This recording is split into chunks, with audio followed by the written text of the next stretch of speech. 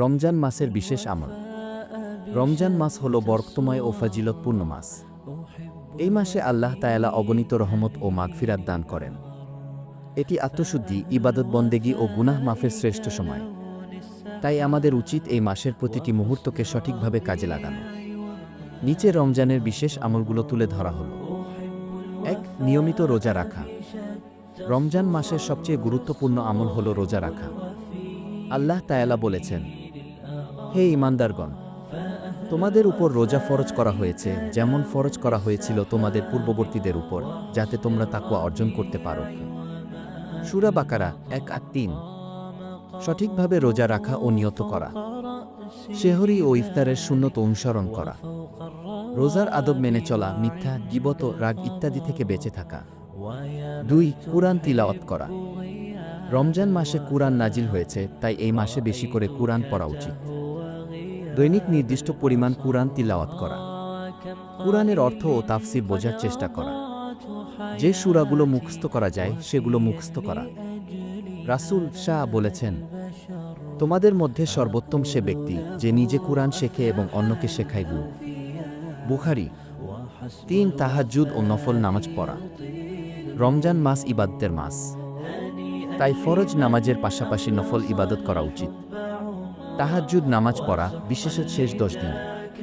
সালাতুত তাসবিহ ও অন্যান্য নফল নামাজ আদায় করা।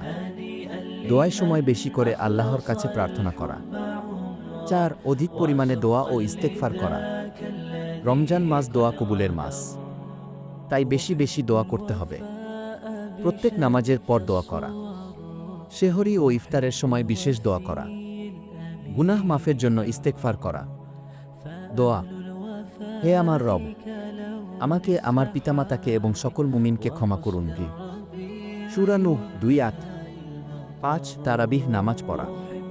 তারাবিহ নামাজ রমজানের অন্যতম গুরুত্বপূর্ণ আমল। এটি সুন্নাতে মুআক্কাদা। পুরো মাস তারাবিহ পড়ার চেষ্টা করা। ইমামের সাথে জামাতে পড়া বেশি ফজিলতপূর্ণ। অধিক পরিমাণ কুরআন তিলাওয়াত শোনার সুযোগ পাওয়া যায়। ৬. দান সদকা ও যাকাত আদায় করা। রমজান হল দান সদকা ও গরিবদের সহায়তা করার শ্রেষ্ঠ সময়। গরিবদের ইফতার করানো, যাকাত ও ফিতরা প্রদান করা, দুস্থ ও অসহায়দের পাশে দাঁড়ানো। রাসূল শাহ বলেছেন, রোজাদারের জন্য ইফতার করালে সে রোজাদারের সমান সওয়াব পাবে। তিরমিজি ৭. বেশি বেশি জিকির ও দরুদ পড়া। রমজানে আল্লাহর জিকির করা শাহ। এর উপর দরুদ পাঠ করা বিশেষ ফজিলতপূর্ণ। সকাল বিকাল জিকির করা। দৈনিক ১০০ বার দরুদ পাঠ করা। সুবহানাল্লাহ, আলহামদুলিল্লাহ, আল্লাহু আকবার বেশি বেশি বলা। ৮. শেষ দশকে বিশেষ আমল, ইতিকাফ ও লাইলাতুল কদর। রমজানের শেষ দশকে বিশেষভাবে ইবাদতে মনোনিবেশ করা উচিত। ইতিকাফ করা যদি সম্ভব হয়। লাইলাতুল কদর সন্ধান করা। অধিক পরিমাণে দোয়া ও ইস্তেগফার করা।